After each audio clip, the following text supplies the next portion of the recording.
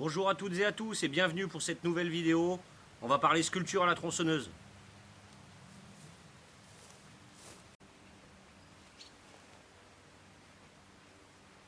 Allez, une petite vue rapide des pièces. Les dernières pièces que j'ai faites et j'ai pas eu le temps de vous filmer leur réalisation avec Monsieur Cochon. Voilà, qui va avec le Jack Russell là-bas qui est derrière. Petit cœur, une plante en pot, un épi de maïs. Voilà, avec le petit pot. Hein. Allez, on parle de ça. Alors, on va commencer par deux pièces ici, deux chouettes. Donc vous voyez que c'est des toutes petites pièces. Hein. La sculpture à la tronçonneuse, ça rime pas forcément avec le gigantisme, qui est souvent mis en avant par les Américains. Donc ça, c'est réalisé uniquement à la tronçonneuse. Donc avec la MSA 200, j'avais fait une vidéo là-dessus et guide carving.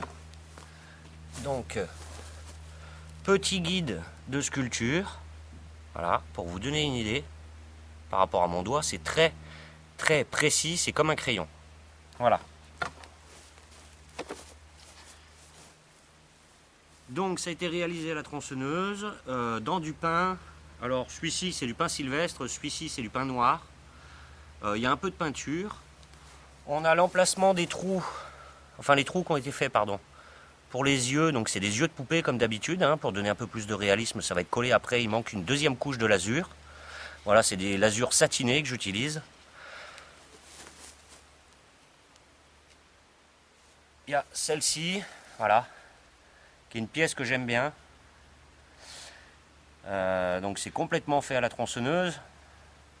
Et il y a un petit coup de meuleuse avec un flap en 36. Voilà. Alors la difficulté de ce genre de réalisation, c'est qu'on a du vide. Hein. Ça tient que par le petit bout de bois. Il faut totalement finir la pièce, donc la chouette en l'occurrence ici, et ensuite s'attaquer au support. Parce que si on commence à sculpter le support, quand on va tailler sur la tête ici, ça va rentrer en vibration et ça va casser. Donc c'est toute la difficulté, comme faire des fleurs sur des tiges, des choses comme ça. Il faut être très précis, très doux, délicat avec la tronçon. Voilà. Donc ça, c'est les deux premières pièces. Ensuite, on va passer au cochon qui est à côté. Le cochon, il a été taillé dans une seule pièce. Ça, c'est du pain sylvestre. Ça a été teinté au brou de noix. Et il y a 3 couches de lasure incolore, satiné. Il a été collé sur une dose. Voilà.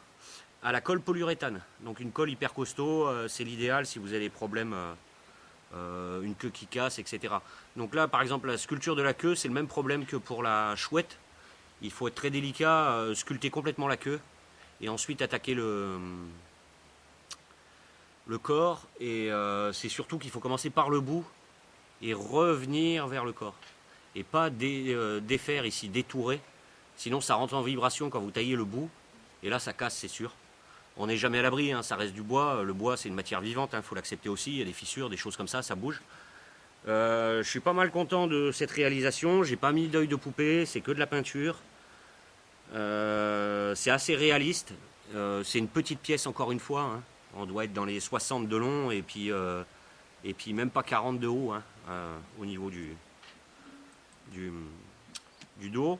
J'ai fait un gros travail sur les poils pour essayer de donner du mouvement dans cette sculpture. C'est ça qui m'intéressait, un espèce de retrait de l'animal quand le Jack s'approche de lui. Je vais vous montrer un peu le travail sur les poils. Donc j'avais déjà parlé dans une vidéo de sculpture de l'importance de faire la texture des poils pour que ça soit réaliste. Alors là sur le cochon c'est flagrant. Hein.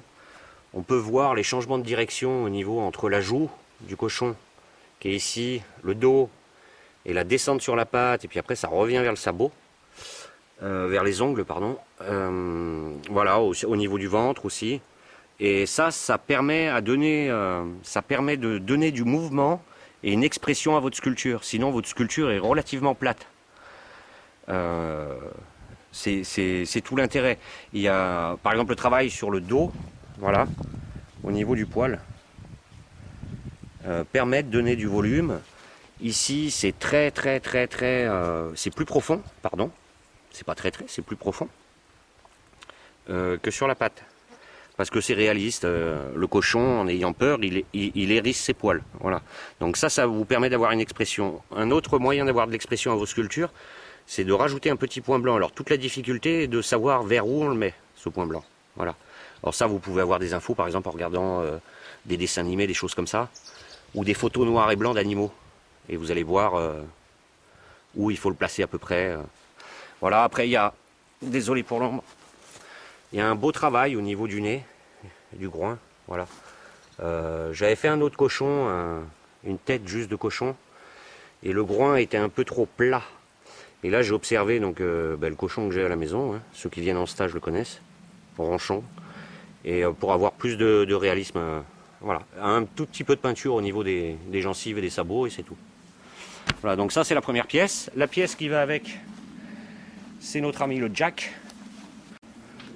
Donc le jack, toute la difficulté aussi, alors sur le jack on a le même problème au niveau de la queue, hein. Faut pas que ça rentre en vibration. Donc ça a été fait en premier et ensuite j'ai détouré tout le corps et tout. J'ai travaillé en 2D d'abord, j'ai travaillé en une dimension, j'ai détouré tout le profil sur la bûche, c'était une bûche en long. Donc détouré tout le profil, je me suis occupé de travailler la queue en 3D. Ensuite j'ai travaillé sur le volume au niveau du dessus, là. C'est fou, à la caméra on dirait un vrai quoi. Voilà, donner tout le profil ici, au niveau du fessier, de l'abdomen, la tête. Et ensuite j'ai travaillé sur le 3D. Alors il y a plus de peinture sur celui-ci, puisque sculpter un Jack Russell, s'il n'est pas blanc et marron, c'est difficile quoi. Faut que ça ressemble à l'animal. Il y a un petit travail sur le museau, ça a été fait principalement au Dremel, ainsi que le relief sur les yeux. Qui ont été faits au Dremel et avec les petits ciseaux à bois. Bien sûr, j'ai ouvert au niveau des pattes. Hein. Donc ma bûche, je l'ai mise à l'envers, j'ai ouvert. C'est pas évident à serrer ce genre de pièces. C'est tellement petit que c'est pas évident. Voilà. Après, ça a été collé et vissé, là, celui-là, sur un support en bois. C'est une toute petite pièce hein, quand on regarde par rapport au cochon. Là, je suis à 20 cm ici. Hein. Donc c'est vraiment petit. C'est vraiment... Donc c'est ça la difficulté, c'est que tout a été fait à la tronçonneuse, ça a juste été pseudo-poli au flap, voilà. Et un petit peu de Dremel pour le nez. On va passer à trois autres pièces, dont une qui est très facile, qui est l'idéal pour débuter. Alors voilà, la pièce idéale pour débuter, c'est le cœur. C'est assez simple, ça vous permet de sculpter en 3D. Un volume très simple, qui est imaginaire. Même si le cœur n'est pas parfait, si les deux côtés sont pas parfaits, qu'il est un peu trop bombu, un peu trop plat ou désaxé, si vous faites cette forme sur un dessin où vous demandez à un enfant, pour lui c'est un cœur.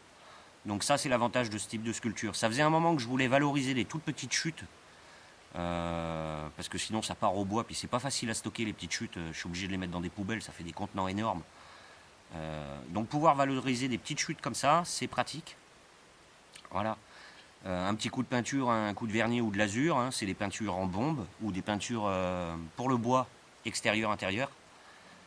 Ça résiste très bien quand vous passez votre lasure derrière, ça se dissout pas. Voilà. Sur celui-ci, c'est tout fait à la tronçon. Un petit coup de flap rapide là, pour enlever un peu les griffes et les arrachements. Un coup de flap ici, du nettoyage ici, mais c'est très brut. Hein. On peut voir, il y a des fissures. Voilà, donc si vous voulez vous lancer, des petites pièces comme ça. Alors des pièces comme ça se maintient en étau, hein, sinon ça vole quand vous sculptez. Hein. Ou alors vous les vissez sur un autre support. Hein. Ne sculptez jamais une pièce sans qu'elle soit fixée. Hein. C'est le meilleur moyen de se blesser. Soit un rebond à la tronçon, soit on prend la pièce dans les tibias, etc. On va passer à deux autres pièces. Alors, maintenant, hop là, vous me voyez, on a l'épi de maïs. Donc ça faisait aussi quelques années que je voulais en sculpter un, je trouvais ça rigolo. La difficulté de cette pièce, donc on part toujours d'en haut, je descends, je sculpte mes feuilles, ces petits décalages de feuilles là, ça là, voilà, pour pas que ça rentre en vibration, qu'il y ait beaucoup de matière qui tienne la masse. Ensuite je trace ma feuille, Je m'occupe du haut de l'épi, je fais l'autre feuille. Une fois que tout mon épi est fait, hein, parce que même les grains sont faits à la tronçon, je m'occupe de la tige. Toujours pour les mêmes raisons, pour éviter que ça rentre en vibration et que ça pète. Sachant cela, une sculpture de ce type reste quand même relativement fragile. Il faut éviter de les faire tomber, sinon ça peut casser. Ou quand on les transporte bien à plat. Il y a eu un petit coup de flap comme d'habitude ici, un petit coup de flap ici pour que ça soit joli, de la peinture acrylique pour bois extérieur comme d'habitude, de la lasure 2 couches. Sur celui-ci ici j'ai voulu, j'avais un trou, il y avait le bois et il était abîmé. Alors si ça vous arrive plutôt que de jeter une pièce, ben essayez de vous en servir. Là j'ai essayé de rendre l'effet qu'il y avait un animal qui avait mangé les grains.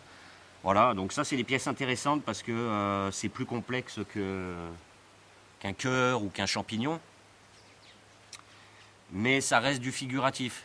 Donc même si c'est pas tout à fait réaliste, c'est toujours plus facile de sculpter ça que d'aller sculpter une chouette qui doit ressembler à une chouette. Un épi de maïs, il suffit de mettre un peu de jaune et du vert et ça ressemble à un épi de maïs. Voilà, donc c'est très intéressant comme pièce, c'est des petites pièces à faire dans des chutes pareil ou pour s'entraîner. On en vient, je vais pousser la tronçon, à la dernière pièce que je voulais vous présenter. Donc on a une fleur dans son pot avec un pétale. Alors j'ai d'abord coupé une tranche sur ma bûche pour donner l'aplomb là. J'ai tracé vite fait le contour. J'ai enlevé de la matière ici, là sur les côtés. Donc j'avais toujours ma bûche et j'ai travaillé sur le dessous pour essayer de texturer l'arrière des pétales. Alors là c'est très brut, c'est voulu. Je voulais juste du ponçage sur le pot. Et ensuite au fur et à mesure je suis descendu dans ma sculpture. Et toujours pareil, j'ai attaqué d'abord ça et ensuite je suis descendu là-dessus. Voilà. Et au fur et à mesure je descends le diamètre de la tige pour redescendre. Mais ça veut dire que le haut est totalement fini pour éviter que ça rentre en vibration. On a au niveau du pot un petit trait ici pour marquer la terre. La couleur terre a été donnée avec du brunois, ici toujours les mêmes peintures. Tout a été fait à la tronçonneuse, on a juste un coup de flap ici sur le pot. Alors ça c'est plus dur qu'un épi de maïs. C'est plus sympa, on peut aller plus loin dans la finition, hein. C'est des choix esthétiques, d'essai et puis aussi commercial. Hein. Parce que des petites pièces comme ça, on va pas les aligner à 300 balles. Donc c'est des petites pièces et du tout venant, on appelle ça. Voilà, ça donne de la couleur, ça permet de s'entraîner. Et maintenant je vais vous faire un petit bilan de pourquoi c'est intéressant de faire des petites pièces comme ça. Alors l'intérêt de faire des petites pièces, quelles qu'elles soient, c'est que même des pièces comme ça, qui sont assez... les épis, il y a plein d'autres choses, hein. Faire des différentes formes de champignons et tout, c'est qu'à chaque fois vous en apprenez. Vous en apprenez sur le maniement de votre tronçonneuse. On peut se donner des challenges, parce que sur des pièces comme ça, faire tout à la tronçon, ça vous oblige à être précis, délicat, à vraiment comprendre votre tronçonneuse, à sentir la tronçonneuse, à travailler par petites touches et pas comme une brutasse. Ça vous apprend à donner du volume sur des petites pièces, à travailler très finement. Donc c'est vraiment intéressant, hein. Sculpture à la tronçonneuse ne rime pas avec gigantisme, des pièces de 3 mètres de haut et tout. Ça c'est bien, c'est kiffant, mais il faut avoir la clientèle pour. Et à l'heure actuelle en France, on n'a pas la clientèle qui est prête, ou rarement, à lâcher 3000 € pour une sculpture. Et faire une chouette de 3 mètres de haut, vous en apprenez moins que de faire toutes les petites pièces qui sont ici. Voilà, j'espère que ça vous aura plu. Je m'excuse de ne pas avoir eu le temps de filmer, mais c'est un peu surbooké en ce moment entre la saison à préparer, les outils de vannerie qui vont arriver, plus d'autres sculptures à la tronçonneuse, puisque je continue à travailler sur le projet des poteaux, j'avais fait des vidéos là-dessus. Voilà, n'hésitez pas à poser des questions, quelles qu'elles soient, sur le matos et tout. Je vais essayer de faire des vidéos sur le matériel complémentaire des tronçonneuses. Je voulais vous faire partager ces dernières sculptures. Je vous dis à bientôt. Merci d'avoir visionné. Vous êtes de plus en plus nombreux à suivre la chaîne. Je vous en remercie beaucoup. Et je vous dis à bientôt pour d'autres vidéos. Merci à vous.